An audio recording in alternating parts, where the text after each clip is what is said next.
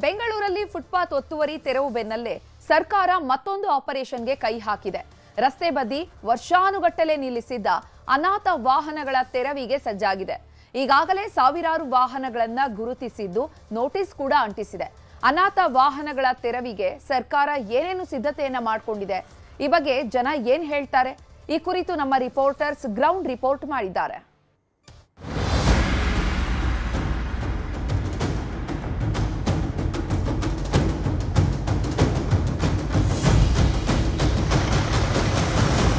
ಬೆಂಗಳೂರಿನಲ್ಲಿ ಪಾದಚಾರಿ ಮಾರ್ಗ ಒತ್ತುವರಿ ತೆರವು ಕಾರ್ಯಾಚರಣೆಯ ಬಳಿಕ ಸದ್ಯ ಅನಾಥ ವಾಹನಗಳ ಕಾರ್ಯಾಚರಣೆಯನ್ನ ಕೈಗೊಳ್ಳಲಾಗಿದೆ.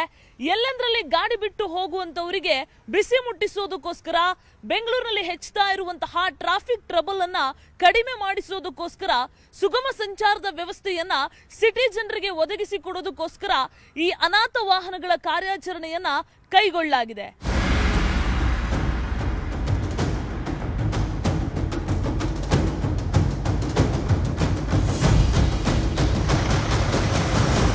ಬೆಂಗಳೂರು ಅಭಿವೃದ್ಧಿ ಖಾತೆ ಸಚಿವ ಕೃಷ್ಣ ಬೈರೇಗೌಡ ಒಂದು ಯೋಜನೆಯನ್ನ ರೂಪಿಸಿ ಈ ಒಂದು ಯೋಜನೆಯಾಗಿ ಅನುಷ್ಠಾನಕ್ಕೆ ಬಂದಿದೆ. ಸದ್ಯ ಜಿಬಿಎ ಮತ್ತು ಸಂಚಾರಿ ಪೊಲೀಸರು ಜಂಟಿಯಾಗಿ ಈ ಒಂದು ಅನಾಥ ವಾಹನಗಳ ಕಾರ್ಯಾಚರಣೆ ಮಾಡ್ತಾ ಇದ್ದಾರೆ. ಹಾಗಾದ್ರೆ ಹೇಗಿದೆ ಈ ಆಪರೇಷನ್ ಅನಾಥ ವಾಹನ, ಈ ಬಗ್ಗೆ ಇವತ್ತು ಡೀಟೇಲ್ಸ್ ಕೊಡ್ತಾ ಹೋಗ್ತೀವಿ ನೋಡಿ.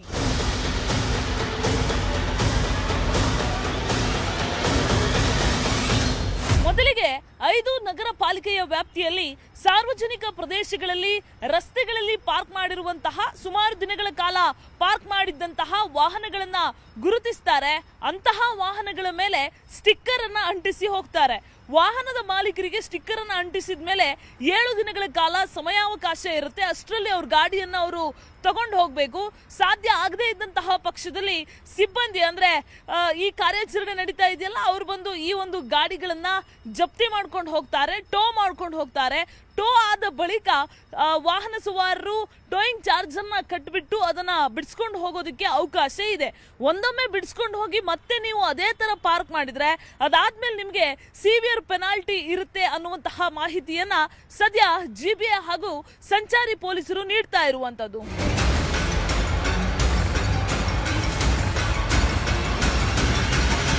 ಜುಲೈ 10ರಿಂದ ಆರಂಭವಾದ ಈ ಆಪರೇಷನ್ ಅನಾಥ ವಾಹನದಲ್ಲಿ ಇದುವರೆಗೂ ಎಷ್ಟು ಗಾಡಿಗಳನ್ನ ಗುರುತಿಸಲಾಗಿದೆ, ಎಷ್ಟು ಗಾಡಿಗಳಿಗೆ ಸ್ಟಿಕ್ಕರ್ ಅನ್ನ ಅಂಟಿಸಲಾಗಿದೆ, ಅಂಕಿಅಂಶಗಳು ಏನ್ ಹೇಳುತ್ತೆ, ಜೊತೆಗೆ ಈ ಯೋಜನೆಯನ್ನ ಇಂಪ್ಲಿಮೆಂಟ್ ಮಾಡಿರುವಂತಹ ಬೆಂಗಳೂರು ಅಭಿವೃದ್ಧಿ ಖಾತೆ ಸಚಿವ ಕೃಷ್ಣ ಬೈರೇಗೌಡ ಈ ಬಗ್ಗೆ ಏನ್ ಹೇಳ್ತಾರೆ, ಇದೆಲ್ಲವನ್ನ ಶರಣು ಹಂಪಿ ಹೇಳ್ತಾ ಹೋಗ್ತಾರೆ, ಕೇಳಿ. ಪಾದಚಾರಿ ಒತ್ತುವರಿ ಮಾರ್ಗ ತೆರವು ರೀತಿ ಅನಾಥ ವಾಹನಗಳು ರಸ್ತೆ ಬದಿಯಲ್ಲಿ, ಸಾರ್ವಜನಿಕ ಸ್ಥಳಗಳಲ್ಲಿ, ಸರ್ಕಾರಿ ಜಾಗಗಳಲ್ಲಿ ಏನಾದರೂ ತಿಂಗಳಾನುಗಟ್ಟಲೆ ನಿಲ್ಲಿಸಿದ್ರೆ ಆ ವಾಹನಗಳನ್ನು ಕೂಡ ತೆರವು ಮಾಡಲಿಕ್ಕೆ ಈಗ ಜಿಬಿಎ ಮುಂದಾಗ್ತಾ ಇದೆ.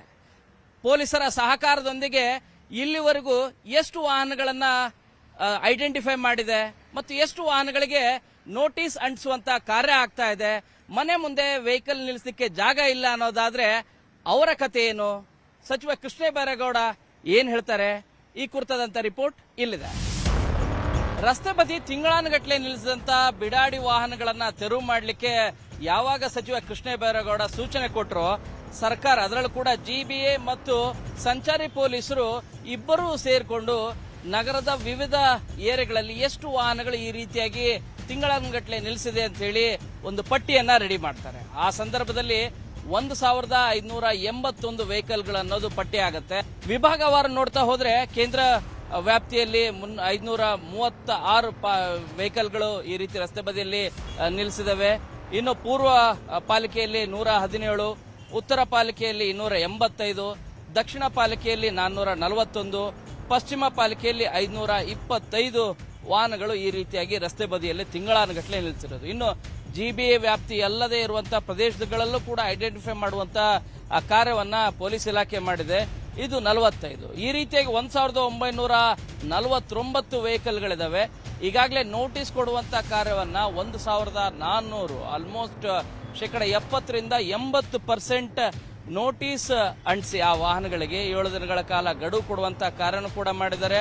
ಇನ್ನು ಮನೆ ಮುಂಭಾಗದಲ್ಲಿರೋರ್ಗೂ ಕೂಡ ಮನವಿಯನ್ನ ಮಾಡ್ಕೊಂಡಿರೋದು ಏನಂದ್ರೆ, ನಿಮ್ಮ ಮನೆ ಮುಂಭಾಗದಲ್ಲಿ ಜಾಗ ಇಲ್ಲ ಅನ್ನೋದಾದ್ರೆ ಪರ್ಯಾಯ ವ್ಯವಸ್ಥೆಗಳನ್ನ ಮಾಡಿಕೊಳ್ಳಿ. 30-40 ವರ್ಷದಿಂದನೂ ಕೂಡ ನಿಮ್ಮ ವೈಯಕ್ತಿಕವಾದಂಥ ಪ್ರಾಪರ್ಟಿ ಮನೆ ಕಟ್ಟಿಸಿದಿರೋ ಹೊರತು ವೆಹಿಕಲ್ ಪಾರ್ಕಿಂಗ್ಗೆ ಜಾಗವನ್ನು ಅವಕಾಶವನ್ನ ನೀವು ಮಾಡಿಕೊಳ್ಳದೇ ರೀತಿಯಾಗಿ ನಿರ್ಮಾಣ ಮಾಡಿದರೆ ಹೇಗೆ? ಇದನ್ನು ಕೂಡ ನೀವು ಪರಿಗಣನೆ ತೆಗೆದುಕೊಳ್ಳಿ ಅಂತ ಹೇಳಿ ಸಚಿವ ಕೃಷ್ಣ ಬೈರೇಗೌಡ ಎಲ್ಲ ಸಾರ್ವಜನಿಕರಿಗೆ, ಅದರಲ್ಲೂ ಕೂಡ ಓನರ್ ವೆಹಿಕಲ್ಗಳ ಮಾಲೀಕರು ಯಾರು ಇದ್ದಾರೆ ಅವರಿಗೆ ಮನವಿಯನ್ನ ಮಾಡಿದ್ದಾರೆ. ಟ್ರಾಫಿಕ್ ಪೊಲೀಸರು ಗುರುತಿಸಿರೋ ಪ್ರಕಾರ ಸಾವಿರಾರು ಗಾಡಿಗಳು ರೋಡಲ್ಲಿ ಬಿಟ್ಬಿಟ್ಟಿದ್ದಾರೆ, ಫುಟ್ಪಾತಲ್ಲಿ ಬಿಟ್ಬಿಟ್ಟಿದ್ದಾರೆ. ವಾರಾನುಗಟ್ಲೆ ತಿಂಗಳಾನುಗಟ್ಲೆ ಅಲ್ಲಿ ಬಿಟ್ಬಿಡ್ತಾರೆ.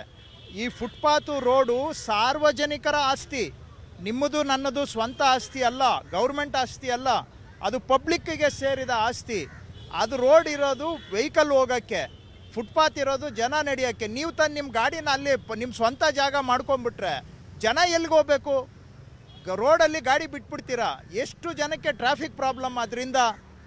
ಮೊದಲೇ ಬೆಂಗಳೂರಲ್ಲಿ ಟ್ರಾಫಿಕ್ ಮೂವ್ ಆಗಲ್ಲ, ಸಾಲದಕ್ಕೆ ಇರೋ ಸಣ್ಣ ರೋಡಲ್ಲಿ ನೀವು ನಿಮ್ಮ ಗಾಡಿನ ಅಲ್ಲೇ ಪರ್ಮನೆಂಟಾಗಿ ಪಾರ್ಕಿಂಗ್ ಮಾಡಿಬಿಟ್ರೆ ವೆಹಿಕಲ್ ಹೆಂಗೆ ಮೂವ್ಮೆಂಟ್ ಆಗೋದು?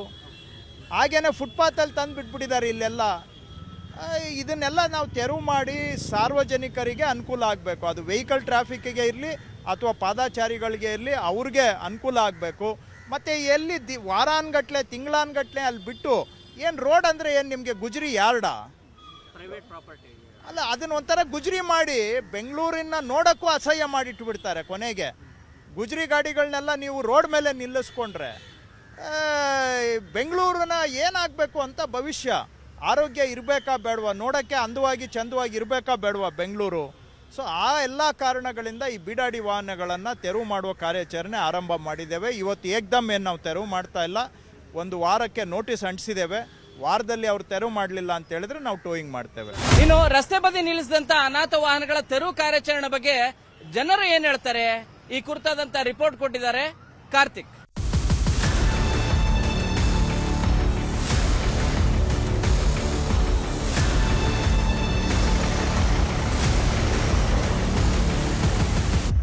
ಬೆಂಗಳೂರಿನ ರಸ್ತೆಯ ಎಲ್ಲೆಂದರಲ್ಲಿ ನಿಯಮಬಾಹಿರವಾಗಿ ಪಾರ್ಕ್ ಮಾಡಿರುವಂಥ ವಾಹನದ ತೆರವಿಗೆ ಜಿಬಿ ಅಧಿಕಾರಿಗಳು ಹಾಗೂ ಸಂಚಾರಿ ಪೊಲೀಸರು ಜಂಟಿ ಕಾರ್ಯಾಚರಣೆಯನ್ನು ಆರಂಭ ಮಾಡಿದ್ದಾರೆ. ನಿಯಮಬಾಹಿರವಾಗಿ ಬೆಂಗಳೂರಿನ ರಸ್ತೆಯಲ್ಲಿ ನಿಲ್ಲಿಸಿರುವಂಥ ವಾಹನಗಳಿಗೆ ಸ್ಟಿಕ್ಕರ್ ರೂಪದಲ್ಲಿ ನೋಟಿಸನ್ನು ಅಂಟಿಸಲಾಗ್ತಿದೆ. ಈ ನೋಟಿಸ್ ಅಂಟಿಸಿದ 7 ದಿನದ ಒಳಗಾಗಿ ಮಾಲೀಕರೇ ಖುದ್ದಾಗಿ ವಾಹನವನ್ನು ದಂಡ ಪಾವತಿಸಿ ತೆರವು ಮಾಡಬೇಕಿದೆ.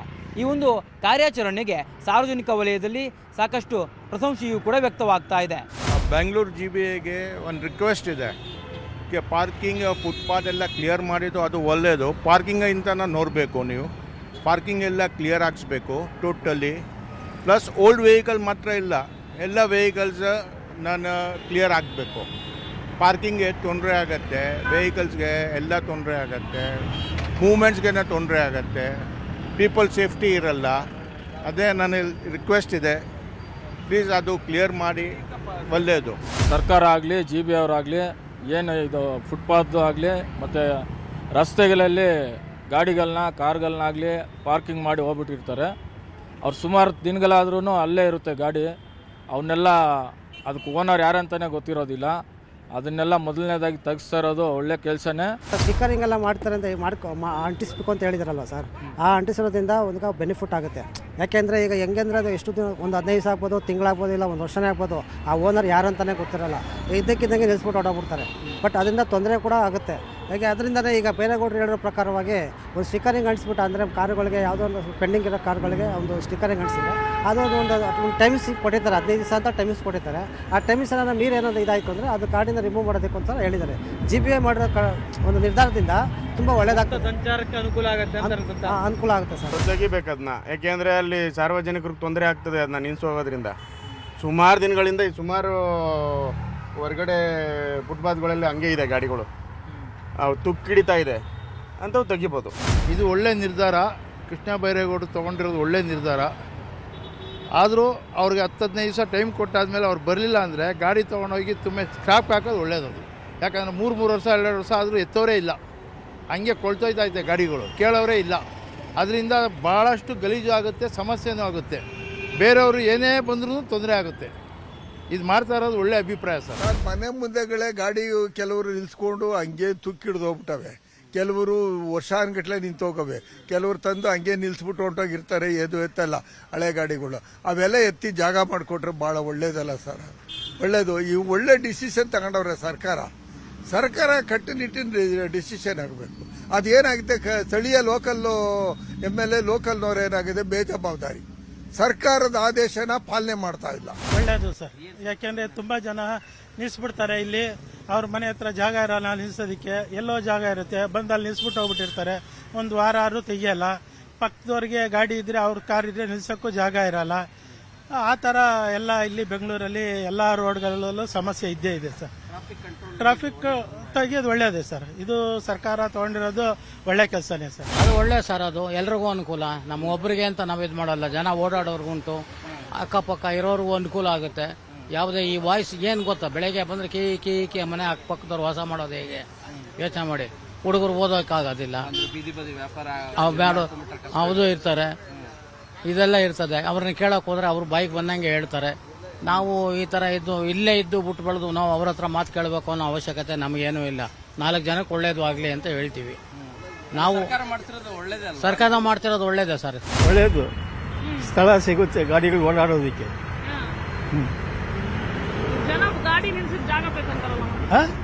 ಅವ್ರ ಮನೆ ಹತ್ರ ನಿಲ್ಲಿಸ್ಕೊಳ್ಳಿ, ಇನ್ನೇನು ಬೇಕು ಸರ್ಕಾರಕ್ಕೆ ಏನು ಹೇಳ್ತೀರಾ? ಸರ್ಕಾರಕ್ಕೆ ಏನು ಹೇಳೋದು, ನೀವು ಮಾಡ್ತಾ ಇರೋದು ಒಳ್ಳೆ ಕೆಲಸ. ಸಾರ್ವಜನಿಕವಾಗಿ ಓಡಾಡಬೇಕಾದ್ರೆ ವೆಹಿಕಲ್ಗಳು ನಿಂತಿದ್ರೆ ರಸ್ತೆಯಲ್ಲಿ ಹೋಗ್ಬೇಕು. ವಯಸ್ಸಾದವ್ರಿಗೆ ರಸ್ತೆಯಲ್ಲಿ ಓಡಾಡೋಕ್ಕಾಗಲ್ಲ. ಅದರಿಂದ ಸರಿ ಕ್ಲಿಯರ್ ಇದ್ರೆ ನಾವು ಸೈಡಲ್ಲಿ ಹೋಗ್ಬೋದಲ್ಲ. ಸೇಫ್ಟಿ ನಮಗೆ ಎಲ್ರಿಗೂ ಸೇಫ್ಟಿನೇ. ಹೌದು, ಈಗ ರೋಡಲ್ಲಿ ಕೆಲವರೆಲ್ಲ ಗಾಡಿ ಪಾರ್ಕ್ ಮಾಡಿರ್ತಾರಲ್ಲ ಸುಮಾರು ವರ್ಷ, ಅಂತ ಗಾಡಿಗಳನ್ನು ಇವಾಗ ಟೋ ಮಾಡ್ತಾರೆ. ಹೌದು, ತೆಗಿಬೇಕವಲ್ಲ, ತೆಗೆದ್ಬಿಟ್ರೆ ಒಳ್ಳೇದು. ಜನ ಓಡಾಡೋಕ್ಕೆ ಫ್ರೀ ಆಗಿರಬೇಕು. ಗಾಡಿಗಳು ಪಾರ್ಕಿಂಗಲ್ಲಿ ಪ್ಲೇಸಲ್ಲಿ ಮಾತ್ರ ಪಾರ್ಕ್ ಮಾಡಬೇಕು, ಇಲ್ಲಾಂದ್ರೆ ಅಲ್ಲಿ ಬಿಟ್ಟು ಹೋಗ್ತಾ ಇರ್ತಾರೆ. ಬಟ್ ಯಾರಿಗೂ ಪ್ರಾಬ್ಲಮ್, ಪಬ್ಲಿಕ್ ಪ್ರಾಬ್ಲಮ್ ಅಲ್ವಾ, ಜನಕ್ಕೆ ತೊಂದರೆ ಆಗುತ್ತೆ ಅಲ್ವಾ. ಹೌದು, ಕರೆಕ್ಟ್ ಮಾಡ್ತಾರೆ, ಒಳ್ಳೇದು. ಏನ್ ಹೇಳ್ತೀರಾ ಸರ್ಕಾರಕ್ಕೆ? ಸರ್ಕಾರಕ್ಕೆ ಹೇಳೋದು, ಸರ್ಕಾರ ಮಾಡೋದು ಒಳ್ಳೇದು. ಪಬ್ಲಿಕ್ ಸರಿ ಇಲ್ಲ ಅಂತ ಕರೆಕ್ಟ್ ಪ್ಲೇಸಲ್ಲಿ ಮಾಡ್ಕೋಬೇಕು. ಪಾರ್ಕಿಂಗ್ ಪ್ಲೇಸ್ ಇರ್ತಾವೆ ಅಲ್ಲಿ ಮಾಡಬೇಕು. ಜನ ಓಡಾಡೋಕ್ಕೆ ತೊಂದರೆ ಕೊಡಬಾರ್ದು. ಜನರು ಗಾಡಿಗಳು ಇಟ್ಕೊಂಡಿರ್ತಾರೆ, ಅವರು ಹೊರಗಡೆ ಕೆಲ್ಸಕ್ಕೆ ಹೋಗ್ತಾರೆ, ಇಲ್ಲ ಪರ್ಚೇಸ್ಗೆ ಹೋಗ್ತಾರೆ. ಆ ಥರ ಹೋಗ್ಬೇಕಾದ್ರೆ ಅವ್ರ ಗಾಡಿ ನಿಲ್ಸೋಕ್ಕೆ ಜಾಗ ಬೇಕಲ್ಲ, ಅದ್ರದ್ದು ವ್ಯವಸ್ಥೆ ಮಾಡಬೇಕು.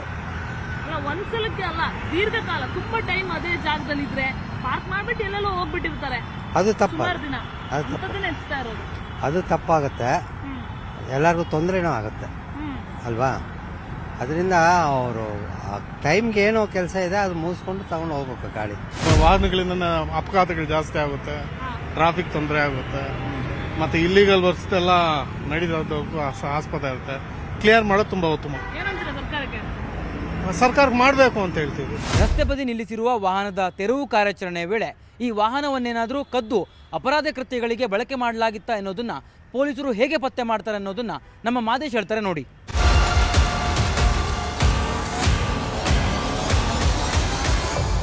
ಇನ್ನು ಕೆಲ ಆರೋಪಿಗಳು ವಾಹನಗಳನ್ನು ಕದ್ದು ಅದೇ ವಾಹನಗಳನ್ನು ಬಳಸಿ ಕೆಲ ಅಪರಾಧಿಕ ಕೃತ್ಯಗಳನ್ನು ಎಸಗಿರ್ತಾರೆ. ಅಂಥ ವಾಹನಗಳ ಮೇಲೆ ಕೇಸ್ಗಳು ಕೂಡ ಇರುತ್ತೆ. ಒಂದು ವೇಳೆ ಆ ರೀತಿಯಾದಂಥ ವಾಹನಗಳು ಅಂದರೆ ಕೇಸ್ ಇದ್ದಂಥ ವಾಹನಗಳು ನಿಮಗೇನಾದರೂ ಹರಾಜು ಪ್ರಕ್ರಿಯೆಯಲ್ಲಿ ಸಿಕ್ಕರೆ ಅಂಥ ವಾಹನಗಳಿಂದ ನಿಮಗೇನಾದರೂ ಸಮಸ್ಯೆ ಆಗುತ್ತಾ ಅಥವಾ ಅದರ ಒಂದು ಪ್ರಕ್ರಿಯೆ ಹೇಗಿರುತ್ತೆ ಅನ್ನೋದ್ರ ಬಗ್ಗೆ ನಾನು ನಿಮಗೆ ಎಕ್ಸ್ಪ್ಲೇನ್ ಮಾಡ್ತಾ ಹೋಗ್ತೀನಿ.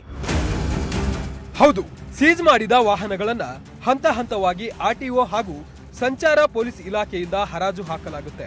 ಆನ್ಲೈನ್ ಮೂಲಕ ಅಥವಾ ನೇರ ಹರಾಜು ಪ್ರಕ್ರಿಯೆಗಳನ್ನ ನಡೆಸಲಾಗುತ್ತೆ. ಎರಡೂ ಇಲಾಖೆಗಳನ್ನ ಸಂಪರ್ಕ ಮಾಡಿದ್ರೆ ಯಾವಾಗ ಹರಾಜು ನಡೆಯುತ್ತೆ, ಪ್ರಕ್ರಿಯೆ ಏನು ಎಲ್ಲವನ್ನೂ ಕೂಡ ತಿಳಿಸ್ತಾರೆ. ಇನ್ನು ಅಪರಾಧ ಕೃತ್ಯಗಳಲ್ಲಿ ಭಾಗಿಯಾಗಿರೋ ಕೆಲ ಆರೋಪಿಗಳು ನಿಲ್ಲಿಸಿದ್ದ ವಾಹನಗಳನ್ನ ಬಳಸಿ ಕೃತ್ಯಗಳನ್ನ ಎಸಗುತ್ತಾರೆ. ಅಂತಹ ವಾಹನಗಳ ಮೇಲೆ ಕೇಸ್ಗಳು ಕೂಡ ಇರುತ್ತವೆ. ಅಂತಹ ವಾಹನಗಳನ್ನ ಪೊಲೀಸರು ಸೀಸ್ ಮಾಡಿರ್ತಾರೆ. ಆ ರೀತಿಯಾದಂಥ ವಾಹನಗಳೇನಾದರೂ ಹರಾಜಿನಲ್ಲಿ ಖರೀದಿ ಮಾಡಿದ್ರೆ ಸಮಸ್ಯೆ ಆಗ್ಬಹುದು ಅಂತ ನೀವು ತಿಳ್ಕೊಂಡಿದ್ರೆ ಆ ಟೆನ್ಷನ್ ಬಿಟ್ಬಿಡಿ. ಯಾಕಂದ್ರೆ ಯಾವುದೇ ಪ್ರಕರಣಗಳಲ್ಲಿ ಬಳಸಿದ ವಾಹನಗಳು ಕೇಸ್ ಇತ್ಯರ್ಥ ಆದ ನಂತರವೇ ಆ ವಾಹನಗಳನ್ನ ಹರಾಜಿಗೆ ತರಲಾಗುತ್ತೆ. ಕೇಸ್ನ ಪ್ರಕ್ರಿಯೆಯಲ್ಲಿ ಕೋರ್ಟ್ನಿಂದ ವಾಹನ ಬಿಡುಗಡೆ ಆದೇಶ ನೀಡಿದ್ರೆ RTO ಅಧಿಕಾರಿಗಳಿಗೆ ಮಾಹಿತಿ ನೀಡಿ ಡಾಕ್ಯುಮೆಂಟ್ ಪ್ರೊಸೆಸ್ ಮಾಡಲಾಗುತ್ತೆ. ನಂತರ ಮಾತ್ರ ಅವುಗಳ ಮಾಲೀಕರಿಗೆ ಹಿಂತಿರುಗಿಸಲಾಗುತ್ತೆ ಅಥವಾ ಮಾಲೀಕರು ಇಲ್ಲದಂತಹ ವಾಹನಗಳನ್ನ ಹರಾಜಿನಲ್ಲಿ ಕೂಗಿಸಲಾಗುತ್ತೆ.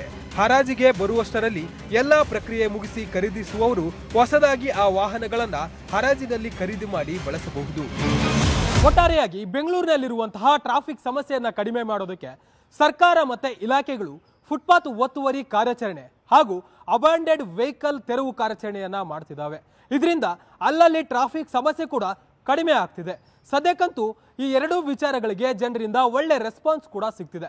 ಇದನ್ನ ಇಲಾಖೆಗಳು ಎಲ್ಲಿವರೆಗೂ ಕೂಡ ಕಾಪಾಡ್ಕೊಂಡು ಹೋಗ್ತಾರೆ ಅನ್ನೋದನ್ನ ಕಾದ್ ನೋಡ್ಬೇಕಿದೆ. ಕ್ಯಾಮ್ರಾ ಪರ್ಸನ್ ಎಡ್ವಿನ್ ಜೊತೆ ಮಾದೇಶ್, ನ್ಯೂಸ್ 18